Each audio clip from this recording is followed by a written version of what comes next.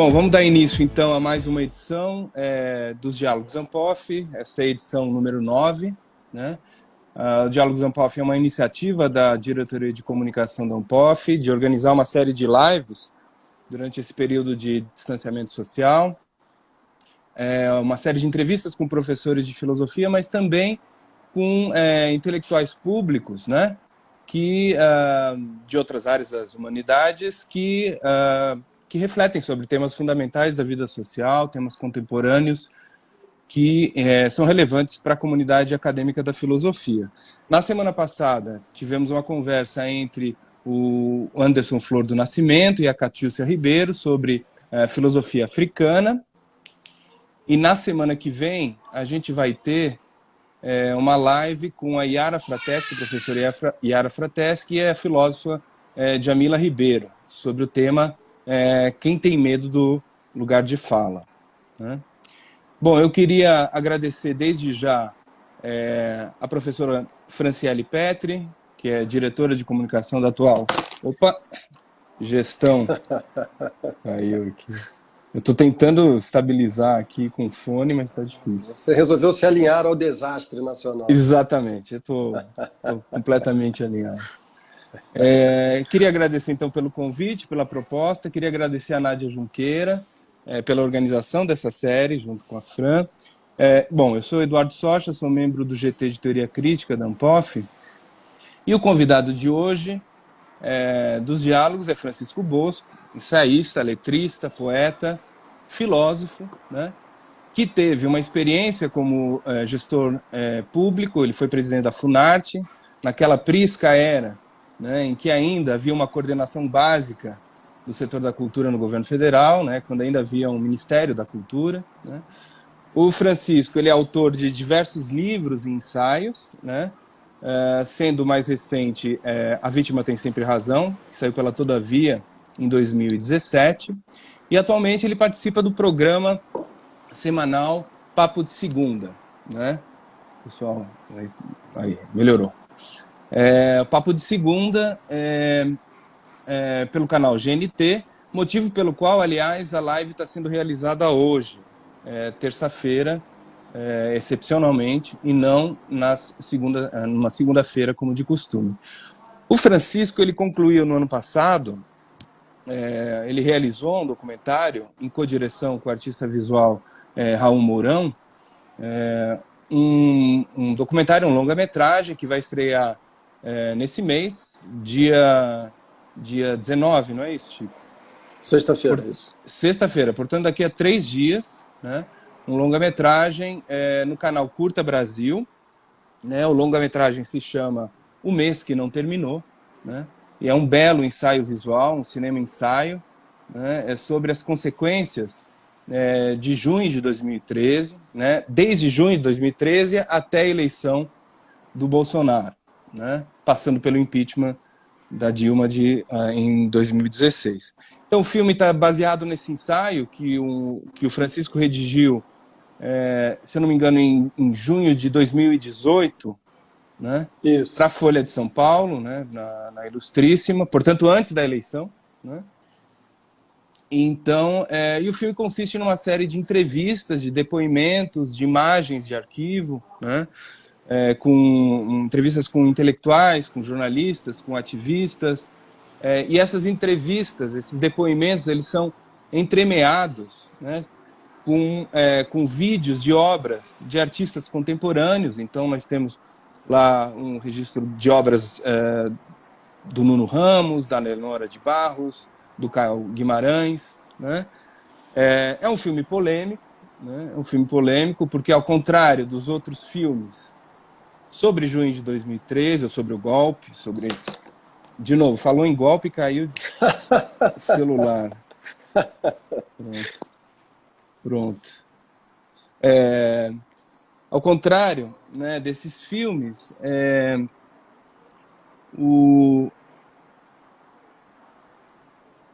ele tem depoimentos de intelectuais, de figuras, ativistas vinculadas ao campo progressista, né? Então, temos entrevistas com Maria Rita Kell, com Carla Rodrigues, Pablo Hortelado, Pablo Capilé, né? Mas também inclui depoimentos de figuras do campo, digamos, centro-direita, conservador, como Reinaldo Azevedo, Samuel Pessoa, Marcos Lisboa, etc. De todo modo, o filme tem uma visão de centro-esquerda e o Chico vai elucidar isso melhor para a gente ao longo da live, né? Bom, é verdade que essa proliferação de lives, né, que surgiu durante a quarentena, tem saturado um pouco a discussão sobre os impactos econômicos, as transformações sociais, as transformações psicológicas, éticas, né, potencializadas pela pandemia, né? Mas é difícil fugir dessa discussão, e na filosofia o que a gente tem visto, né, é que essa temática rende boas polêmicas. Talvez a mais conhecida delas tenha sido aquela que aconteceu bem no início da pandemia entre o Agamben, o Roberto Espósito, o Jean-Luc Nancy, o Zizek, sobre o vínculo entre biopoder e estado de exceção como paradigma de governo, né? E o quanto o vírus pode intensificar esses mecanismos de controle social, né? Depois vieram as intervenções do Bruno Latour, do Achille Mbembe, Judith Butler, e o debate no Brasil, né? Então é natural que apareçam esses exercícios de futurologia, né, entre os filósofos, essas considerações de um caráter mais abrangente, né, universalizante, né, que vão além das especificidades regionais, né.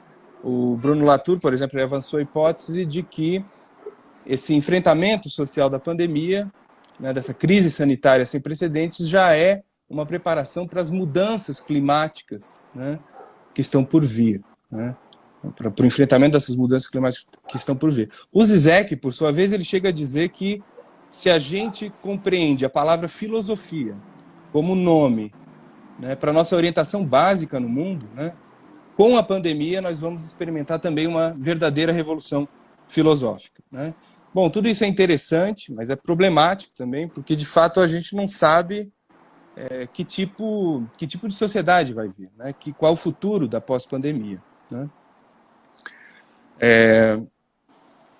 De todo modo, no caso brasileiro, né, Chico, é isso que eu queria discutir contigo, me parece evidente que qualquer reflexão filosófica sobre as consequências dessa crise sanitária, econômica, social, né, ainda que seja de uma crise de alcance global, que essa reflexão ela seja conjugada, né, com a compreensão do nosso colapso político, né, atual, né, que ela esteja, digamos, alinhada a uma especulação sobre as consequências do bolsonarismo. Quer dizer, entender os efeitos de longo prazo dessa crise sanitária no Brasil deve levar em conta o processo político igualmente devastador, né, cujos efeitos serão de longo prazo também, essa crise política que se arrasta pelo menos desde junho de 2013, né, e que agora aponta para um momento crítico, né, de ruptura constitucional, talvez, essa situação que se produz de maneira explícita e permanente um caos, uma desordem institucional, né, que não se realiza à maneira de um golpe clássico, né, mas essa produção calculada do caos, né, esse processo destrutivo, né, de uma dita revolução conservadora, radical, né, que chega a evocar semântica nazista, suprematista e daí para baixo. Esse horror com o qual a gente está habituado, né? E até esse horror que até a The Economist, que não é propriamente uma revista leninista, né, descreve como ameaça à democracia. Então, isso tudo para dizer que qualquer especulação filosófica sobre a pandemia no Brasil, né, me parece que é necessário levar em conta o quanto o bolsonarismo não é um problema a mais, mas ele acentua, né, ele intensifica, ele explora os problemas de uma pandemia, não só na indiferença do presidente, que diz, e daí? Né, mas em uma política que envolvia, pelo menos até semana passada, o ocultamento estatístico das mortes, né, num esforço meio que para limitar a organização dos agentes de saúde, né. De modo que essa convergência entre bolsonarismo e pandemia nos força a pensar a nossa situação como um duplo apocalipse, como disse o Nuno Ramos num artigo na Folha de São Paulo, né? Ele diz que esse tempo da pandemia ele é o tempo da política. Para nós, esses tempos são idênticos, né? Daí, então, o título dessa live, tudo isso para contextualizar o título dessa live. Junho de 2013, essas manifestações que, apesar do entusiasmo inicial no campo progressista, de uma energia de revolta popular, né, manifestações que acabaram propiciando o surgimento de uma nova direita, né, de uma extrema-direita populista, organizada, né, essas manifestações que deram condições para uma mobilização reacionária até então inexistente, né? Então a direita soube aproveitar melhor esse desejo de ruptura, essa vontade anti-institucional, uma incapacidade da esquerda de não compreender as demandas dessa inquietação, né? E junho de 2020, o momento que a gente vive a crise institucional dada pelo avanço do autoritarismo bolsonarista, né? Então, essa trivialização do escândalo, em que o escândalo ele perde o efeito de escândalo, né? Essa banalização, essa sensação diária de pesadelo, né, que a gente vive, e acrescido a isso, o momento em que estamos chegando, em junho de 2020, ao pico da crise sanitária do Brasil, um mês que talvez nos tornemos aí no epicentro da pandemia, né? Bom, dito isso, Chico, esses são mais ou menos os temas que a gente vai tratar a partir do seu livro, do seu ensaio e do filme que você está lançando agora. Mas antes eu queria propor um pequeno desvio biográfico, né, se me permite. Na medida em que a gente está numa live da Ampof, né, eu queria que você falasse rapidamente um pouco da tua relação, para a gente começar a conversa, da tua relação com a filosofia, né? Então, dentre as atividades que você exerceu, que você exerce, né, essa atividade de filósofo e de ensaísta, que nos interessa mais agora, eu queria que você explicasse um pouco a tua relação com a filosofia, que se dá pela via do ensaísmo, né? Mesmo a incursão no documentário, ela se relaciona com a tua atividade como ensaísta, né? E o ensaísmo, não custa lembrar, né, por um conjunto de autores decisivos da história da filosofia, né? Autores de tradições distintas, que vão desde Montaigne, Hume, Adorno, né? O ensaio, para esses autores, é a forma privilegiada, é o gênero filosófico por excelência, né? Então, eu queria que você falasse um pouquinho da sua atividade de ensaísta e como você compreende, né, a filosofia feita para além da universidade, né? Essa função social política do intelectual público que se vale da filosofia para intervenções no debate público, né? Então, eu queria que você falasse um pouco da sua relação com o ensaísmo e a função do intelectual público ligado ao pensamento filosófico contemporâneo. Desculpa o grande preâmbulo, mas eu vou deixar você falar mais. Não, deixa... Antes de tudo, eu quero te mandar um amplo e saudoso abraço para as pessoas que estão aqui nos vendo e que não sabem. Nós somos fraternos amigos. O Socha é um dos meus maiores amigos. Eu tenho uma enorme admiração por ele, um carinho também muito grande. Recentemente andamos sob algum atrito, né, Socha, político, assim, mas acontece. Então é sempre um prazer conversar com você e conversar politicamente, conversar publicamente, um prazer ainda maior. Queria agradecer a Ampof também pelo convite que nos foi feito e começar em tom menor e um pouco humorado, mas já revelador do que está acontecendo aqui nessa live, dizendo o seguinte: eu não sei se você notou, mas enquanto você fazia o que você chamou de preâmbulo, muita gente ficou impaciente aqui nos comentários. E isso me convida a falar da situação que eu vivo hoje, Eduardo. Que é, como você falou, eu sou um dos apresentadores de um programa de televisão hoje, né?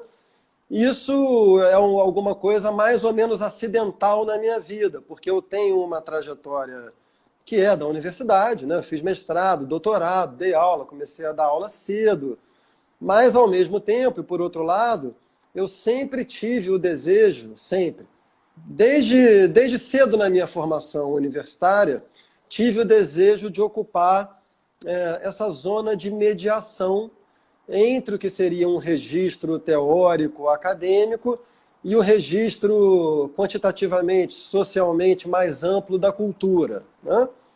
Esse desejo, por muitos caminhos, 700 mortes, como é que diz a letra do Tom Jobim, do Matita Pereira, né? Acabou me levando à televisão. E eu vivo, Eduardo, numa espécie de choque semiológico, um choque de sistemas de signos. E que, em geral, as pessoas não têm noção. Mas na televisão, eu tive que desenvolver a capacidade de concentrar argumentações que naturalmente seriam muito mais longas em temporalidades muito mais concisas, né? E quando eu venho para o nosso ambiente, eu me sinto muito confortável, porque aqui a temporalidade é outra. Mas eu imagino que entre as pessoas que estão nos ouvindo, algumas delas tenham vindo por conta da Ampof e de você, e outras vieram porque me conhecem da televisão. Então tem uma espécie de choque de temporalidades aqui. Então eu queria dizer às pessoas que vieram da televisão para que tenham um pouco mais de paciência, porque a temporalidade filosófica ela é diferente. Não à toa você usou repetidas vezes a expressão tudo isso para dizer. Tudo isso para dizer significa que é preciso um tempo de preparação para que uma questão se forme e, uma vez formada a questão, ela possa se condensar numa pergunta. Ora, as pessoas que não vêm do ambiente teórico-filosófico, elas não estão acostumadas com o tempo de preparação de uma questão. Uma questão é muito diferente de uma pergunta. Filósofos lidam com questões, nós estamos lidando aqui com questões. Questões têm um tempo de preparação. Então, só dizendo que foi engraçado, assim, que a gente já começou numa espécie de choque aqui de temporalidade, tá? Essa é a primeira coisa. Tá bom. Eu não acompanhei os comentários, na verdade, primeira vez que eu manifesto publicamente. Foi engraçado. Primeira vez que eu estou usando o Instagram, quer dizer. Então... Foi difícil para mim, porque eu estava muito interessado no que você estava falando, mas eu estava muito interessado também em reagir ao que as pessoas estavam falando. E esses choques são muito produtivos, né, Eduardo? Assim, na verdade, assim, essa live já começou e ela começa de uma maneira torta, mas eu tenho muita fé nas coisas tortas. O Lacan tem aquela butade maravilhosa. O Lacan dizia que a comunicação é o sucesso do mal-entendido. E, de alguma maneira, assim, o caminho de um certo mal-entendido aqui da recepção, ou semiológico, já nos levou à formulação de uma questão relativa a tipos de temporalidade, tipos de sistemas de signos diferentes, né? E continuando só um pouquinho nesse campo, assim, a minha relação com a filosofia também faz parte de um certo mal-entendido, porque eu me reconheço e me afirmo publicamente como um ensaísta. O que acontece? Esse significante e o gênero que ele traduz não são socialmente conhecidos, para além do campo mais estrito que a gente está acostumado a frequentar. Então é engraçado que no campo cultural mais amplo, que portanto hoje eu ocupo, não existe essa opção. Se você fala que é ensaísta, isso não vai fazer sentido. Então eu sou chamado seja de poeta, seja de filósofo. E é interessante que, não sendo nem uma coisa nem outra, eu me considero profundamente as duas coisas. Primeiro que, de um ponto de vista histórico-biográfico, eu vim da poesia. Não sei se você mesmo sabe disso, Sós. Eu sou recordista Eu mundial. pensei que você era poeta bissexto só, mas não. Não, é pior do Não. que isso. Eu sou provavelmente o recordista mundial daquela tradição semi-oculta da literatura e do pensamento, que é a dos livros renegados pelo autor. Eu comecei a, eu comecei a publicar muito cedo, no gênero poesia. E na época tinha uma facilidade de publicação, porque tinha uma tecnologia nova que permitia que se publicasse livros baratos. Então eu publiquei 3 livros muito ruins, que até hoje eu vasculho sebos para tentar encontrar e destruir. Mas eu fui tomado por uma paixão teórica que coincide com a minha entrada na universidade, no mestrado em Teoria da Literatura, Semiologia na UFRJ, e ao mesmo tempo, Socha, em que essa paixão teórica me tomou, e eu, no entanto, eu percebia que eu não tinha vocação psicoestrutural para o gênero teórico ortodoxo. Assim, o Agamben, em algum daqueles pequenos livros de uma prosa teórica muito estimulante, né, usa a expressão a tristeza do letrado, que para o Agamben tem a ver com essa temporalidade específica da pesquisa, onde você acumula muito para poder passar propriamente a ação, que seria propriamente a escrita, né? Eu nunca fui muito propenso a essa temporalidade. Então, eu acabei achando no ensaio, no gênero ensaio, uma espécie de síntese possível entre a minha origem como poeta e a minha paixão teórica. Então eu desenvolvi um ensaísmo que tem características de um e de outro. Como você sabe muito bem, você é das pessoas que mais acompanhou a minha trajetória de pensamento, você é um dos grandes interlocutores da minha vida, então você sabe exatamente. Eu tenho um livro chamado Banalogias, que é exatamente, né, procura conjugar esse logos, né, que é um significante que remete diretamente à história da teoria, da filosofia, com o banal, que remete ao cotidiano, ao concreto, à experiência imediata, por sua vez associadas à poesia.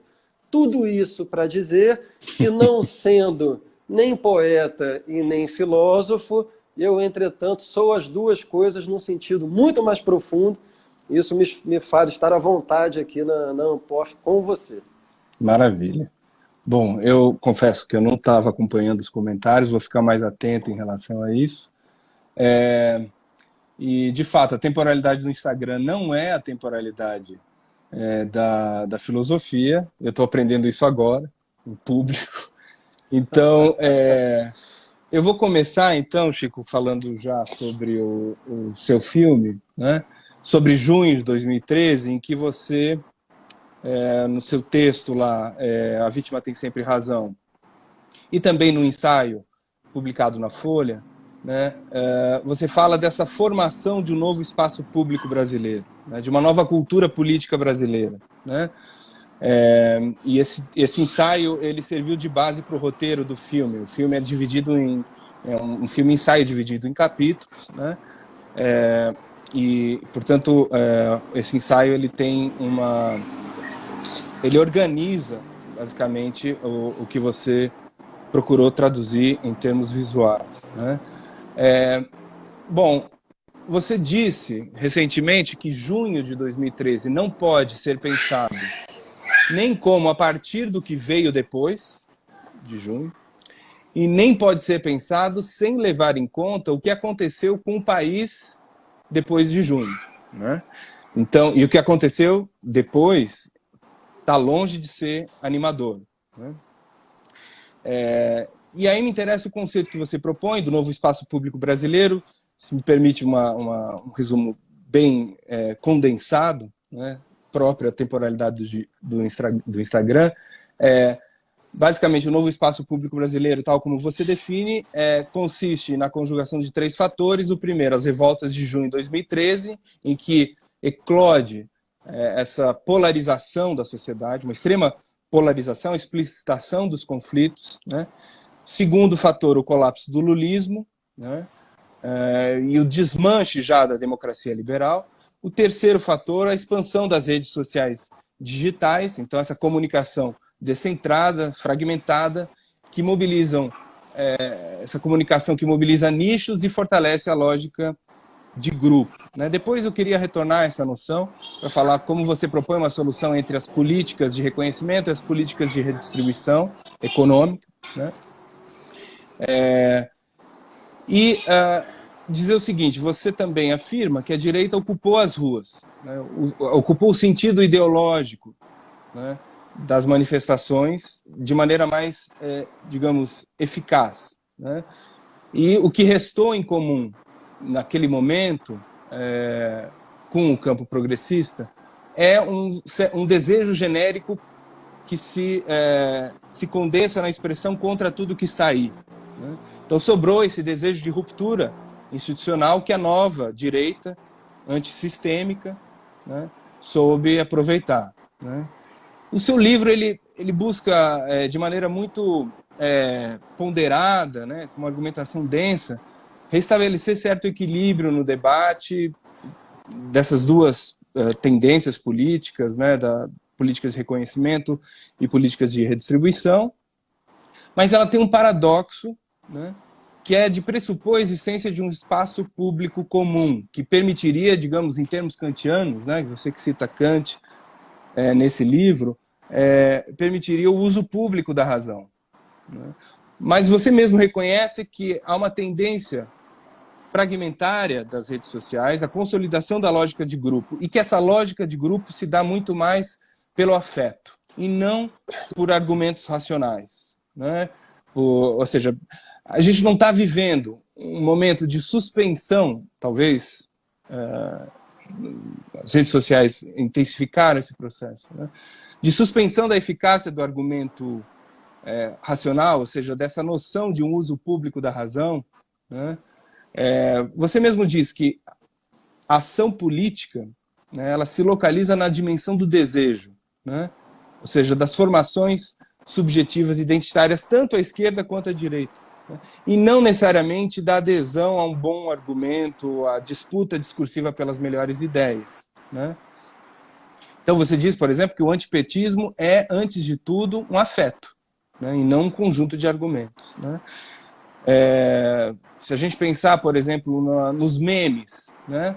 Os memes como essa forma simbólica que elimina a paciência do argumento, né? Da paciência necessária para uma reflexão, né? Os memes eles se adaptam de uma maneira mais eficaz a essa lógica do desejo, a essa... enfim, ela se conforma melhor à afirmação de um desejo. Né? Então eu te pergunto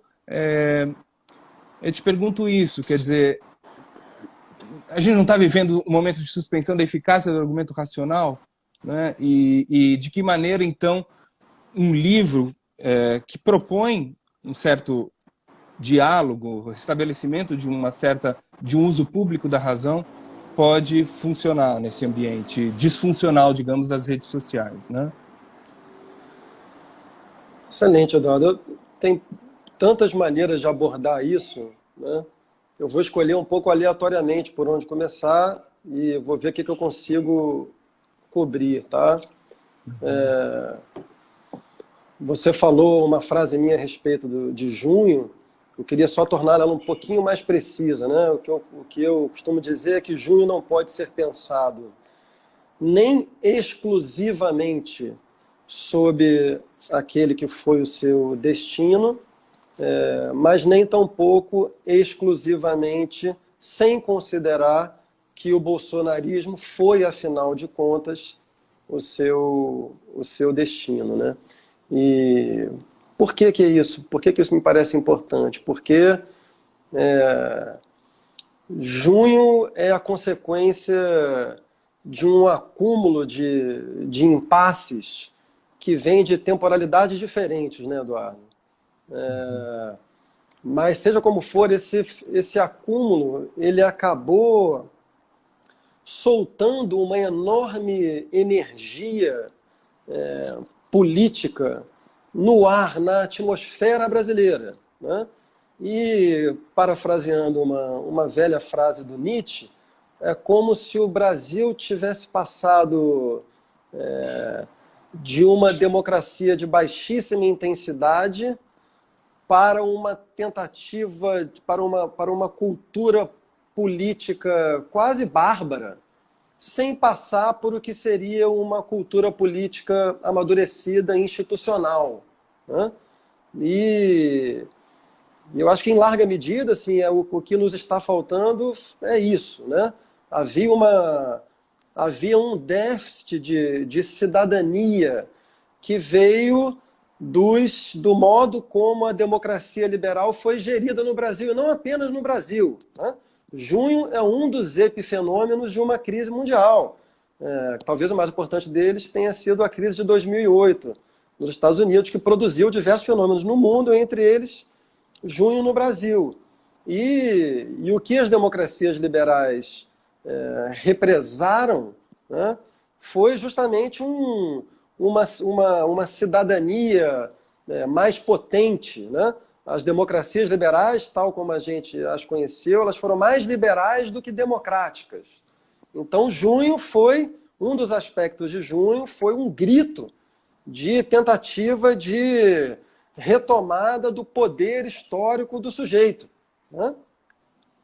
Só que isso se fez num país semi-letrado, iletrado, com baixíssima cultura política, e isso não poderia ter se dado de outra maneira que não fosse como uma irrupção anti-institucional, porque, afinal de contas, foram as instituições brasileiras que criaram as contradições que acabaram levando a junho. Então, acho que um primeiro aspecto fundamental do nosso problema é que essa expressão, que é uma expressão que o Marcos Nobre usa no seu livro, não esse que ele acaba de lançar, no Imobilismo em Movimento, né? Acho que é esse, né? Que ele fala de uma nova cultura política que teria entrado em defasagem com a cultura institucional, né? O problema é que essa nova cultura política, esse significante cultura, ele fica um pouco mal instalado nessa expressão, porque essa nova cultura política, ela se confunde com uma espécie de nova barbárie política. O que se transformou não foi exatamente a cultura, foi a intensidade da participação. Só que a intensidade da participação, ela é potencialmente boa. Ela não é necessariamente boa. E isso volta à minha formulação inicial, que junho não pode ser pensado exclusivamente pelo que lhe aconteceu, porque esse potencial de participação, ele está inscrito no sentido forte de democracia, né, Eduardo? Quando você vai ler Rousseau no Contrato Social, a formulação original sobre a democracia, ela requer participação em alta intensidade, né? Mas também, quer dizer, o modelo russoniano era aqueles cantões suíços ali, Genebra. O mais parecido que eu vi com aquilo foi Bacurau, que é essa espécie de utopia, distopia do Kleber Mendonça, de uma cidade muito pequena, onde os líderes são uma médica e um professor. Isso não tem nada a ver com as nossas grandes megalópolis de milhões e milhões de pessoas, né? Então, o que nós tivemos foi essa nova cultura política, ela é profundamente anti-institucional. E aí, por uma série de acontecimentos que o filme vai tentando cobrir um a um, né? Junho, a Lava Jato, o impeachment, golpe, parlamentada, patacoada, como se queira chamar, a prisão do Lula, né? Tudo isso nos levou a esse sentimento geral, de novo a palavra aí é sentimento, né? Anti-institucional, que o Bolsonaro soube fazer convergir para si, né? E deu no que deu. Então, assim, um dos desafios assim, que se colocam à frente do Brasil é como é que você consegue recuperar o funcionamento institucional com o carro andando. Isso é um dos problemas, né? Agora, o que você falou tem tantos aspectos, né, Eduardo? Assim, vou tentar assim, só falar rapidamente, porque se eu for nesse movimento, a gente não vai terminar nunca. Isso, mas eu queria que vocês enfatizando esse aspecto de que para aderir a um discurso muito bem construído, muito bem trabalhado, é necessário um desejo prévio, quer dizer, a adesão ela não é necessário uma predisposição, uma vontade de aceitar, de se abrir para o diálogo, né? De reconhecer a legitimidade, a pertinência dos argumentos do outro, para superar as bolhas identitárias, né? Mas isso hoje tem parecido uma utopia, né? Sim. Porque, exatamente, se reforça essa lógica de grupo, a manutenção de um desejo, seja desejo de permanecer numa bolha identitária, seja o desejo de permanecer nesse complexo, como você diz, um complexo afetivo que é o bolsonarismo, né? Ele está para além de qualquer bolsonarismo para os bolsonaristas, está para além de tanto que não cola escândalo, denúncia, não cola. Aqueles 30% vão permanecer. A gente pode discutir se são 30% de fato, se não são 15% que acabam arregimentando os outros 15%. De todo modo, há uma precedência da afirmação do desejo na ação política em detrimento do reconhecimento do bom argumento, né? Eu queria que você falasse um pouco mais dessa ação política como dependente de um desejo, que não é, digamos assim, na filosofia não é uma história nova, as paixões, a razão está subordinada às paixões, né? Mas o seu livro ele propõe um alargamento da consciência no espaço público brasileiro para os pleitos das lutas identitárias, né? Ora, na medida em que há uma fragmentação generalizada desses, digamos, do espaço democrático brasileiro, como é que isso funcionaria? Quer dizer, você entende o que eu estou querendo apontar? Quer dizer... Sim. Antes de eu chegar lá, tem uma coisa que você passou por ela que me parece muito importante. Quando você fala dos 30%, não importa exatamente o número, mas ele tem sempre oscilado um pouco entre essa margem, e é impressionante para todo mundo que não é bolsonarista como é que esse 30% não dissolve. Todo mundo fica impressionado.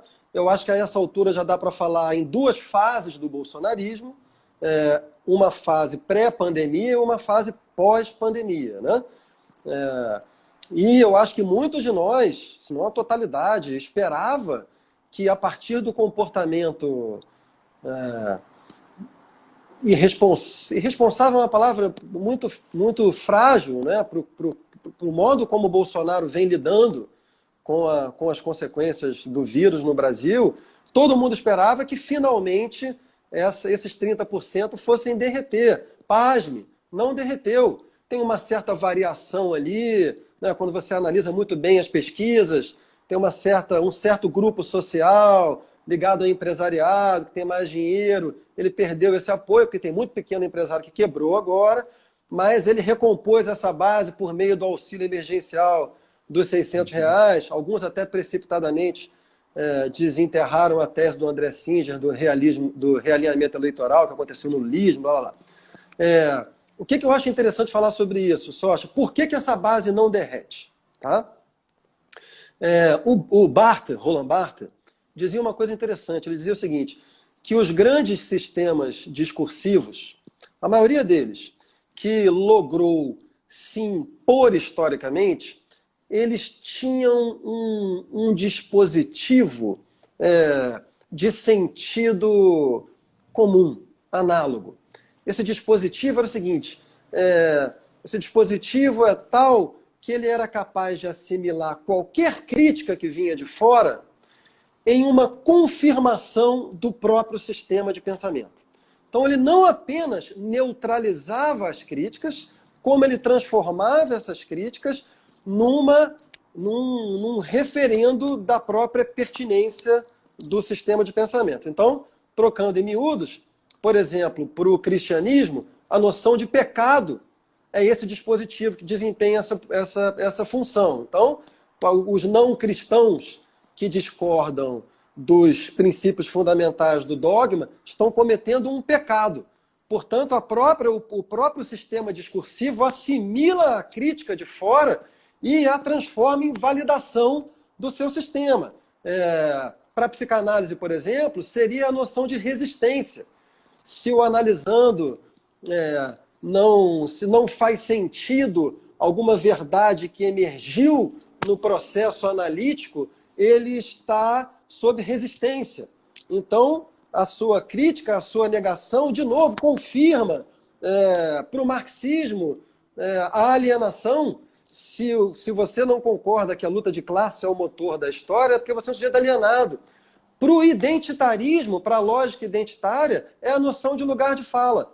Se você critica o conjunto de premissas, de argumentos e de métodos do identitarismo, e você não é um sujeito que tenha uma marca de inscrição social pertencente a um dos grupos que formam esses grupos identitários, os subalternizados, você não tem lugar de fala para falar, portanto, a sua palavra se deve ao fato de você ser homem, branco, hétero, e isso confirma a crítica que o pensamento identitário faz ao pensamento que não é identitário. Pois bem, o bolsonarismo é dotado de um tal dispositivo.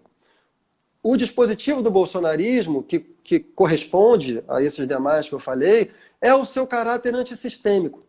O seu caráter antissistêmico, ele é tão profundo e tão, perdoe o paradoxo, o trocadilho, sistemático, que ele neutraliza todas as críticas que vêm de fora. Porque todas as críticas vêm de alguma dimensão do sistema. Então, se nós estamos criticando o bolsonarismo, é porque nós somos intelectuais. E o bolsonarismo e os intelectuais fazem parte de uma elite liberal, progressista, globalista, tudo aquilo contra o que eles se ergueram. Então, se as mulheres fizeram um movimento chamado Ele Não, é porque elas são feministas, recalcadas, feminazes, etc. e tal. Se o STF procura barrar, é porque o STF é a própria instituição e assim por diante. Então, você não tem como. Você não tem uma crítica. Toda a crítica ela é assimilada, neutralizada e transformada a favor da própria base. Como é que você faz para quebrar essa dinâmica? É a pergunta que ainda ninguém conseguiu responder, né? E aí, por quê? E aí, finalmente, assim, e por que como é que essa base se formou, Eduardo? Ela se formou, ela se constituiu com esse traço antissistêmico muito forte, né?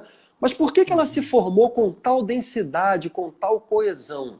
E isso está diretamente relacionado ao campo dos afetos, que você está insistindo, e a sua insistência, para mim, é sintoma da pertinência desse problema. Eu acho que todo mundo sente que tem alguma coisa que a gente está lidando que não é da ordem da argumentação, da racionalidade, né?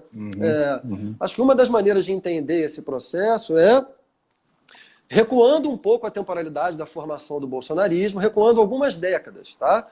Um dos pilares fundamentais da formação do bolsonarismo é o que eu chamaria de revolta das massas conservadoras contra a hegemonia de um grupo social liberal progressista que se estabeleceu no mundo nos anos 60. Tá? O que aconteceu nos anos 60? Nos anos 60, toda uma agenda progressista capitaneada por grupos que, do ponto de vista social e de classe, eram grupos de elite, tá? Ela começou a se estabelecer ali.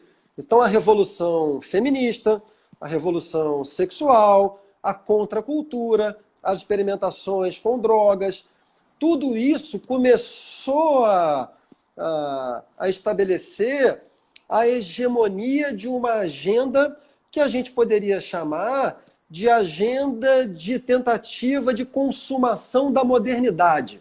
A modernidade compreendida aí, né, como o conjunto de possibilidades só delimitadas pela violência à liberdade do outro.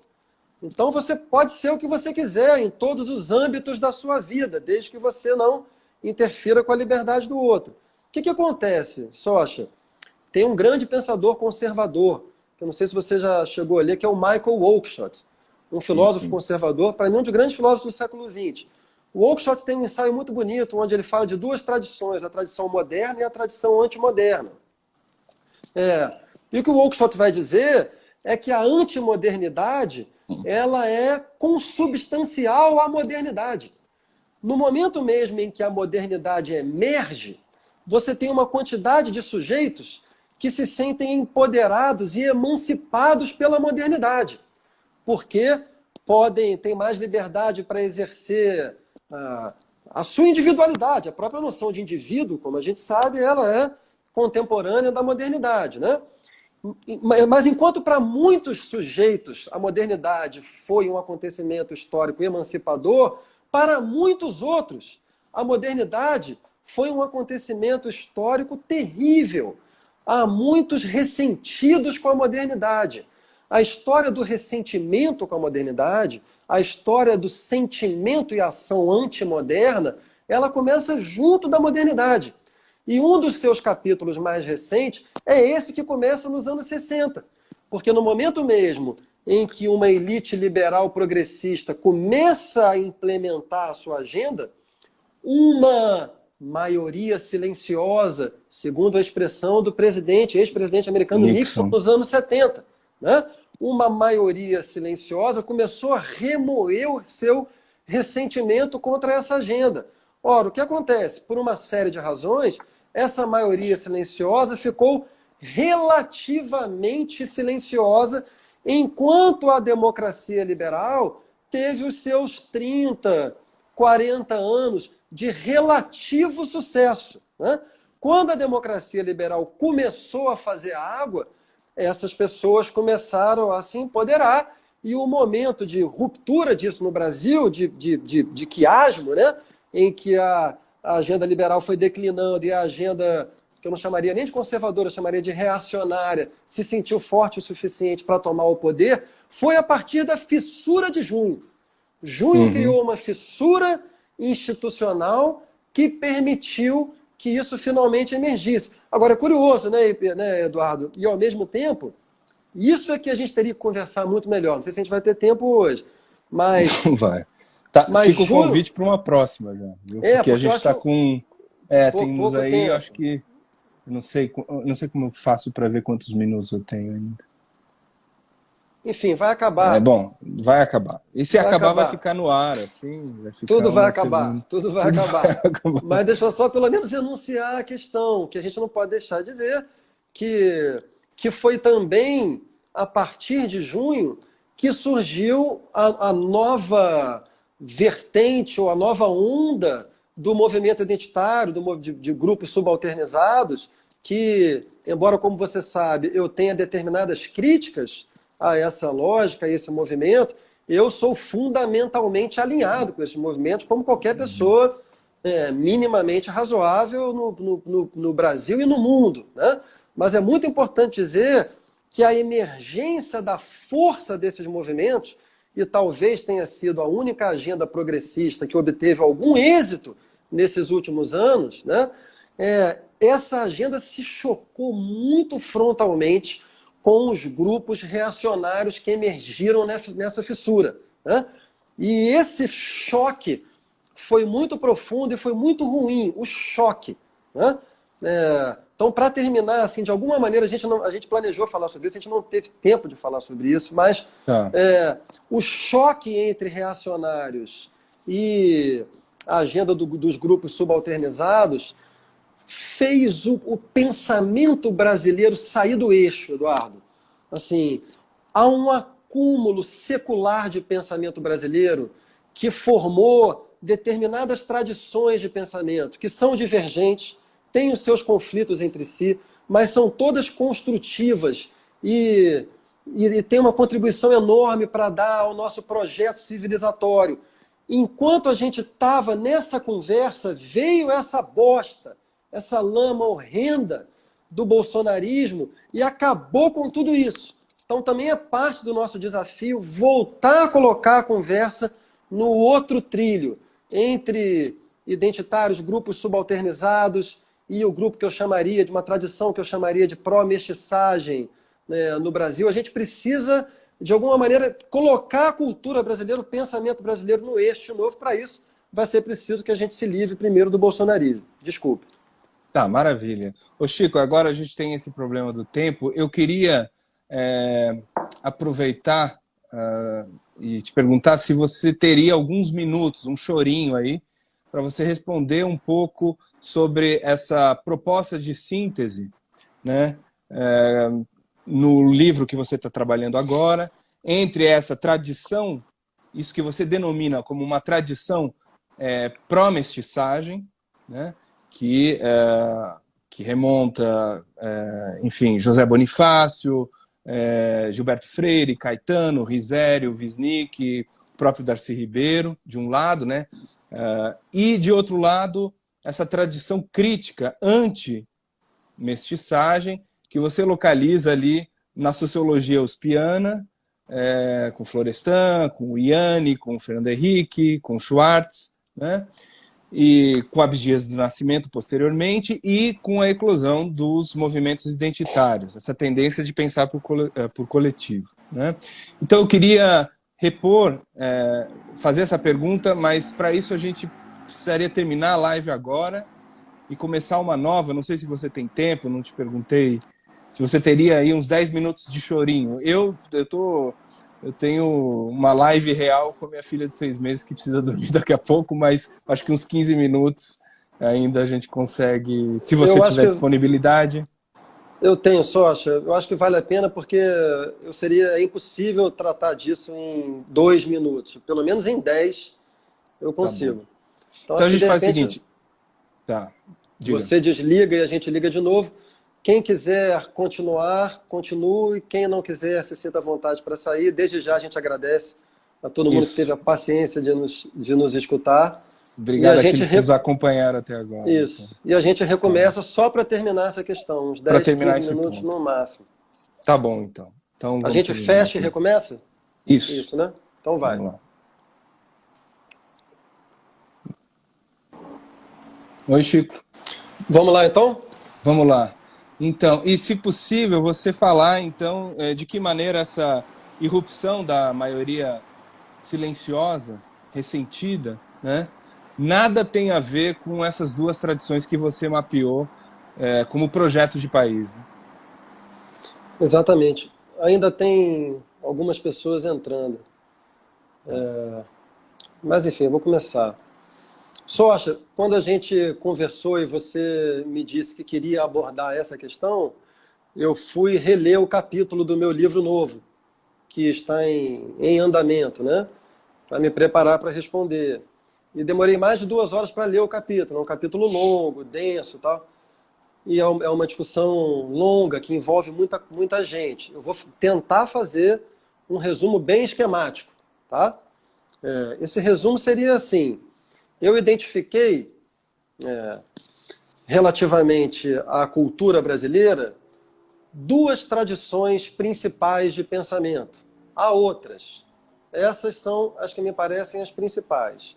Tem uma tradição de pensamento brasileiro que eu chamaria de tradição pró-mestiçagem, tá? Ou tradição universalista cultural. Como você já antecipou, talvez o seu precursor ou patriarca seja o Zé Bonifácio.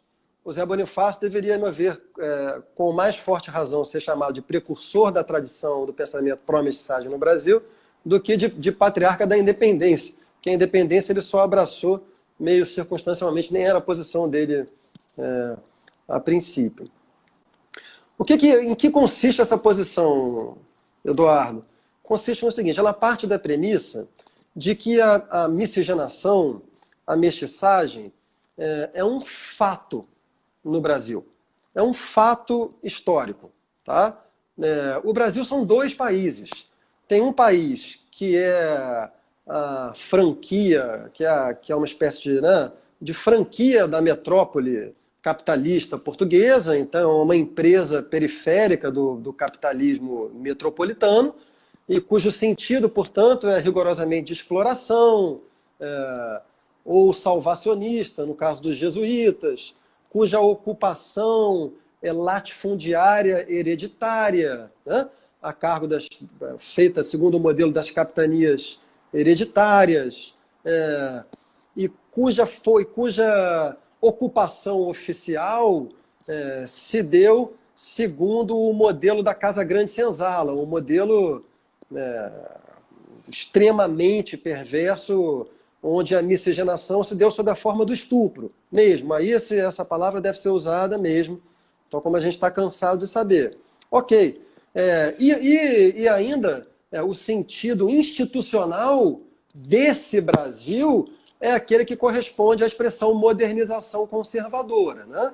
Como é que as instituições brasileiras foram se acomodando às movimentações liberais, constitucionalistas, republicanas, democráticas do mundo, sem que, entretanto, o país passasse por uma ruptura profunda com o sentido do seu processo colonial e instaurasse um sistema institucional que servisse a favor de um projeto de civilização igualitário. Tá? Então esse é o país oficial. Agora, contemporâneo a esse, o tempo todo, houve um país extraoficial, que começou não em 1530 com a ocupação oficial portuguesa, começou com Caramuru e com João Ramalho, náufragos que foram parar na costa brasileira e que se amaziaram com mulheres indígenas e sob o laço do parentesco chamado de cunhadasgo, ou como Darcy Ribeiro chama, o cunhadismo, né? Eles formaram laços afetivos e de aliança política com os indígenas. Daí começou a nascer uma população cabocla ou mameluca ou brasilíndia, né? E enquanto houve na relação Casa Grande e Senzala estupro e miscigenação marcada pelo vício de origem do genocídio, houve, e em quantidade demograficamente maior, uma miscigenação espontânea nas populações, espontânea entre aspas, tão espontânea e livre quanto poderia ser uma sociedade formada com essas características, tá? Mas foi se formando ali, nas populações ribeirinhas, nas pequenas cidades, nos vilarejos. Então é isso, tá? Esse caldo miscigenado, mestiço, que começou a dar origem à mestiçagem brasileira e cujo apogeu foi já no século XX aquilo que a gente entende como cultura popular. A cultura popular, ela segue sendo o grande signo de representação do Brasil para o mundo inteiro, porque ela foi capaz de realizar tudo aquilo que a sociedade brasileira e as instituições brasileiras nunca foram capazes de realizar. Então você tem no futebol o mais próximo possível do que a gente poderia considerar uma democracia racial em ato. Você tem no carnaval protagonismo de pessoas pobres e mulatas e letrados, né? Você tem no samba, que é o grande gênero, a partir dos anos 30, da cultura popular brasileira, uma efetiva miscigenação em todas as dimensões da experiência brasileira. O samba você tem preto, branco, mulato. Você tem pobre, rico, classe média. Você tem iletrado, semi-letrado e universitário.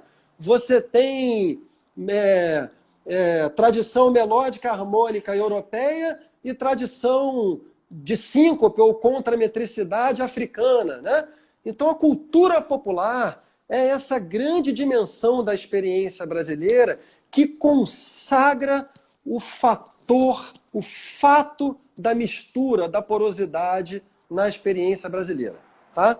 Isso é um feito tão grande, Eduardo, é um feito tão grande, que isso no século XX formou uma longa tradição de intelectuais e artistas de diversas áreas que, portanto, se remeteram a esse pioneirismo do Zé Bonifácio, né, e defenderam um projeto civilizatório para o Brasil, aqui é o passo fundamental, que teria como base o fato da miscigenação no Brasil.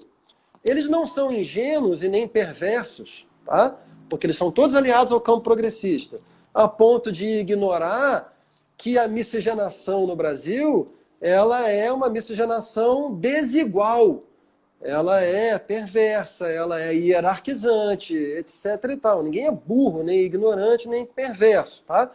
Mas o que essa tradição considera é que a miscigenação formou no Brasil uma base incompleta para que, a partir dessa base incompleta, nós a levássemos às últimas consequências e a completássemos.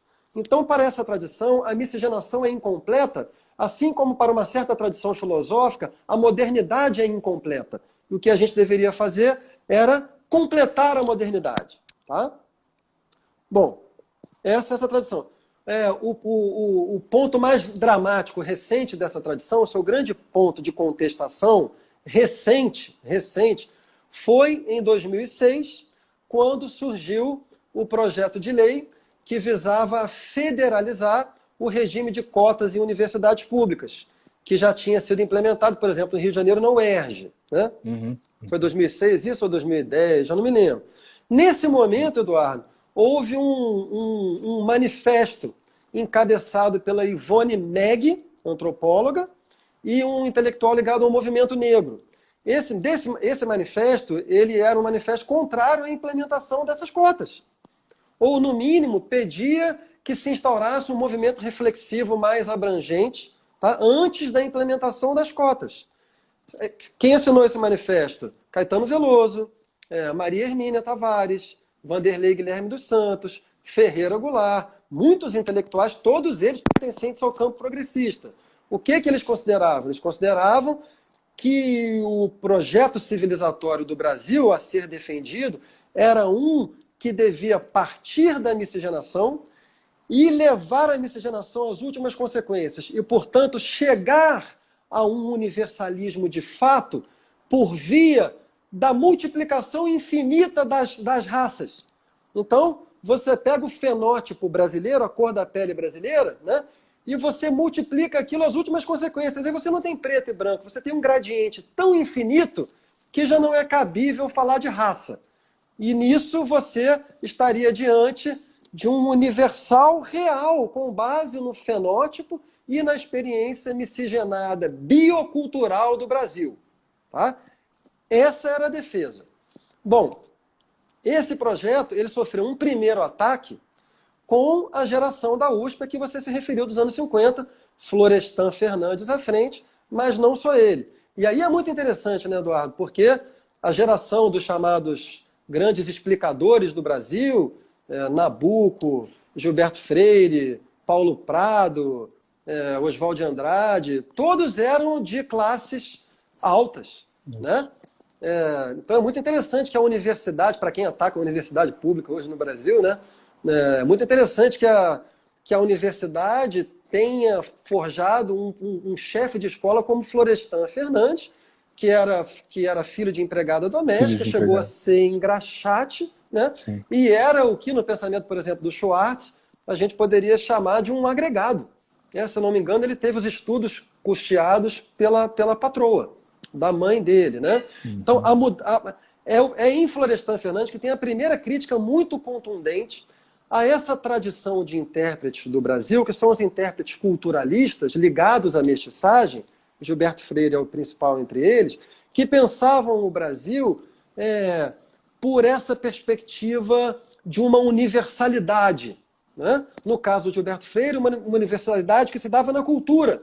Para o Gilberto Freire, a cultura era essa espécie de amálgama que unia ou que fazia que se misturasse tudo aquilo que a experiência social desintegrava. Né?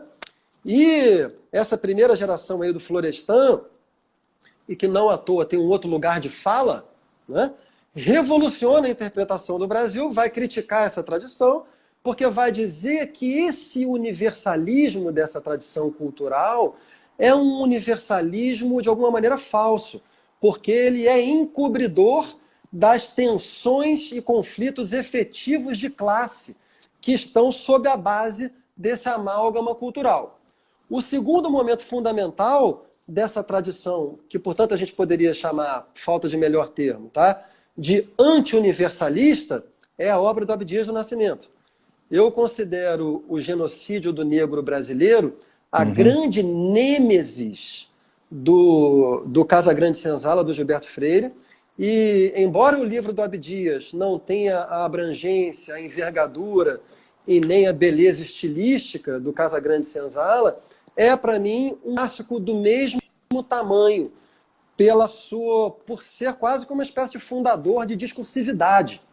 Usei essa expressão do Foucault com pouco rigor, tá?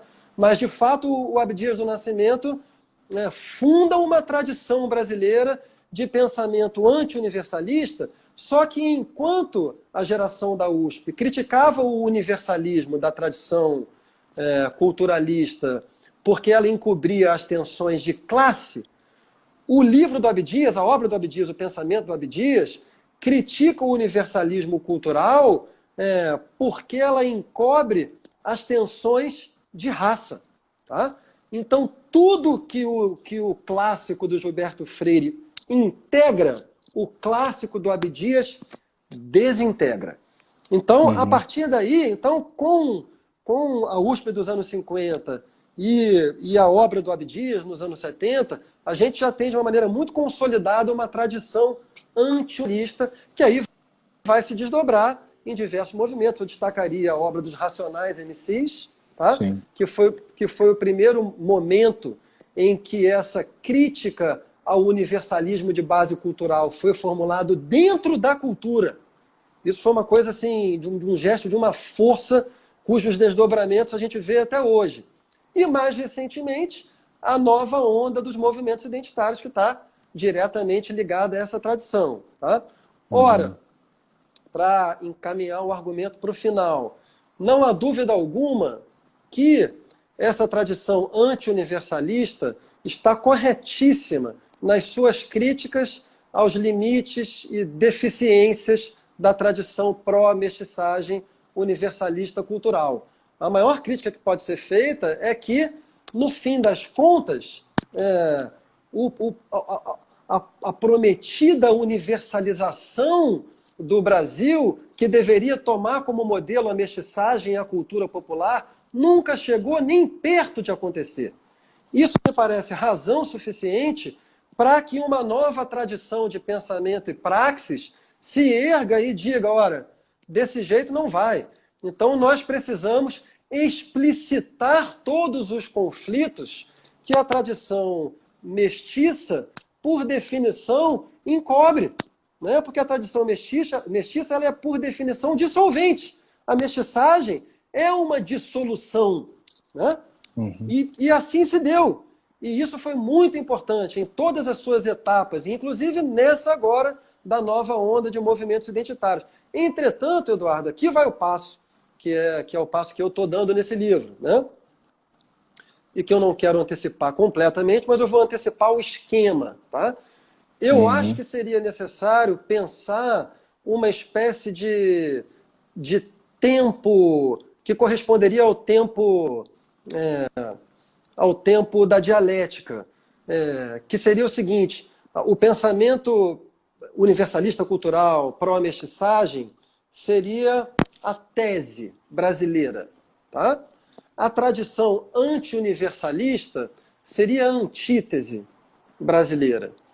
Eu advogo, estou defendendo, por meio de um longo percurso, de que aqui eu só estou recuperando o esqueleto, que se consiga, que se promova uma espécie de síntese. A palavra mais perfeita seria a palavra hegeliana, seria uma Aufhebung, né? Porque a antítese ela tem que se afirmar ao mesmo tempo que ela tem que desaparecer e se transformar por meio daquilo que ela nega. Eu sei que a formulação é difícil, eu não tenho condições de fazer uma formulação melhor aqui nesse momento, mas tentando trocar isso um pouco em miúdos, por que eu defendo o anti-universalista? Ela tem também os seus problemas, ela tem também os seus limites, ela tem também os seus impasses. Alguns deles eu critico no meu livro A Vítima Tem Sempre Razão, e outros eu retomo agora. Basicamente, para não me alongar muito, eu acho que a maior fraqueza dessa tradição anti-universalista, no seu avatar mais recente, que é o movimento identitário tal como a gente o conhece hoje, é que ele configura o que eu poderia chamar de uma posição anti-universal total. Ela não recusa apenas o universalismo encobridor de base cultural, nem o universalismo teórico protocolar da tradição liberal, Basta dizer que John Locke era associado a uma companhia de escravos, por exemplo. Né? Então você defende, né? Toda a história do liberalismo, desde o século XVIII, século XIX, ela está de alguma maneira associada a uma falsidade. É um liberalismo até a página 2. Quem melhor estudou isso foi o Domênico Lossurdo. Né? Ele tem uma contra-história do liberalismo que é só sobre isso. Né? Mas a gente não pode abrir mão de algum tipo de universal. E a falta desse universal, ela para mim tem consequências políticas desastrosas. Algumas das quais a gente está justamente vivendo hoje. Você defender uma fragmentação da coletividade a partir de premissas que são premissas de marcadores de origem, marcadores estruturais, impede que você construa um campo progressista democrático mais amplo. Aí volta de novo. Entretanto, um campo progressista democrático mais amplo, ele vai ter que levar em conta o tempo da antítese. Ele não pode ser feito como ele era antes. Ele tem que defender uma ruptura muito radical com o nosso passado colonial, com o nosso racismo, com as nossas desigualdades de gênero. Como é que você faz isso? Só para deixar uma pista, eu acho que a gente teria que defender uma posição universalista por vir, fundada no espaço político-moral. O que significa isso? Todos os sujeitos alinhados com a posição político-moral que defende a ruptura com o passado colonial, a ruptura radical com o racismo, a ruptura com a desigualdade de gênero e que traduza isso em políticas públicas correlatas, todas essas pessoas estão reunidas sob um universalismo político-moral. É isso que o identitarismo contemporâneo não consegue ou não deseja defender com determinadas premissas, determinados métodos, como esse. O lugar de fala, por exemplo, só para terminar mesmo, só para tentar tornar... E já trocar para em miúdos, puxar... as pessoas ficam muito... Sim, só para terminar, as pessoas ficam tudo muito live. abstrato. Isso. Por exemplo, lugar de fala. Lugar de fala eu considero uma espécie de conceito moeda. No seu lado, cara, ele é pertinente e urgente, que ele vai defender que sujeitos que têm uma vivência direta da experiência subalternizada têm que ter um lugar no debate público que decide os destinos sociais e político-institucionais do país, por razões óbvias. Né? Você não pode, por exemplo, voto de aborto, 10% de representação feminina. É absurdo. Isso vale para todos os outros grupos sociais, tá? Mas no lado coroa, lugar de fala é às vezes mobilizado pela carta coringa do ad hominem como uma tentativa de afirmar que sujeitos que não pertencem a grupos subalternizados terão necessariamente posições políticas que correspondam à defesa da sua estrutura de origem. Então, nesse sentido, um homem branco teria necessariamente posições políticas que defenderiam a hegemonia heterossexual e branca. Ora, isso não é verdade. É fácil de provar que isso não é verdade, tanto historicamente quanto teoricamente. O melhor argumento, para mim, é o do Kant. Né? O Kant, na segunda crítica, fala uma coisa muito bonita, que fala que todo sujeito ele é tensionado entre agir orientado pela defesa do seu interesse pessoal e agir orientado pela defesa do interesse da coletividade. Né? O que o Kant entende por moral, por senso moral, é o campo do dever, é a ação orientada pelo interesse geral. Né? A psicanálise vai dizer que o único sujeito que foge a essa tensão e que é completamente orientado pelo seu interesse particular é o perverso. Certo? A gente tem um na presidência da República, nesse momento. Para mim, eu não sou psicanalista, e nenhum psicanalista faria o que eu estou fazendo, mas meio com humor, para mim é um perverso, mesmo. E o Kant vai dizer o seguinte, o único sujeito que escapa a essa tensão para o outro lado é o santo. O santo é aquela figura que conseguiu reduzir o seu ego a uma humildade tal que toda a sua ação é orientada pelo interesse coletivo. Além disso, é Deus que não tem eu. De resto, todo sujeito vive sob essa tensão e ele é mais ou menos um sujeito moral, moralmente constituído, quanto mais ele se orienta pelo interesse da coletividade, entendeu? Ou seja, quando você fala que um homem branco, hétero, não pode falar sobre determinadas questões, porque ele é um homem branco hétero e necessariamente a sua ação corresponderia a esse interesse de origem, o que você está fazendo é nada menos que acabar com a constituição moral do sujeito, que é, de resto, a base da solidariedade na experiência social. Então, são essas as premissas dos movimentos identitários que eu critico. Então, para terminar mesmo, assim, forte defensor dos movimentos identitários, mas advogo que eles sejam uma antítese que seja capaz de se transformar em alguma outra coisa, que seja capaz de acolher um universalismo fundado na dimensão moral e política, e fim. De minha parte, pelo menos.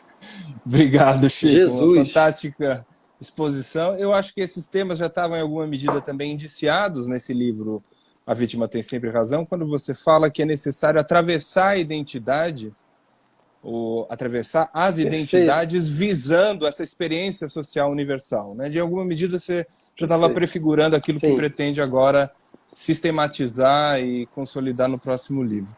Bom, Chico, eu queria te agradecer enormemente pela aula que você deu aqui. Eu queria agradecer as pessoas que nos acompanharam, agradecer a Franciele e a Nádia mais uma vez. Lembrar que esse vídeo ele vai estar disponível sim no YouTube, tá? Do canal da Ampof. E dizer que na próxima semana, então, a professora Yara Frateschi vai conversar com a filósofa Djamila Ribeiro justamente sobre o tema Quem tem medo de lugar de fala. Tá? Então, obrigado a todo mundo. Um abraço, Chico, e até a próxima. Um grande abraço para você, Eduardo. Saudade de você. Beijo na Lia, beijo nas crianças, saudade do Joca. Helena ainda não conheço.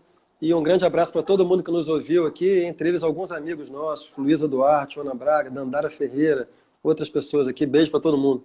Forte abraço, obrigado, pessoal. Obrigado, um abraço. Tchau, tchau.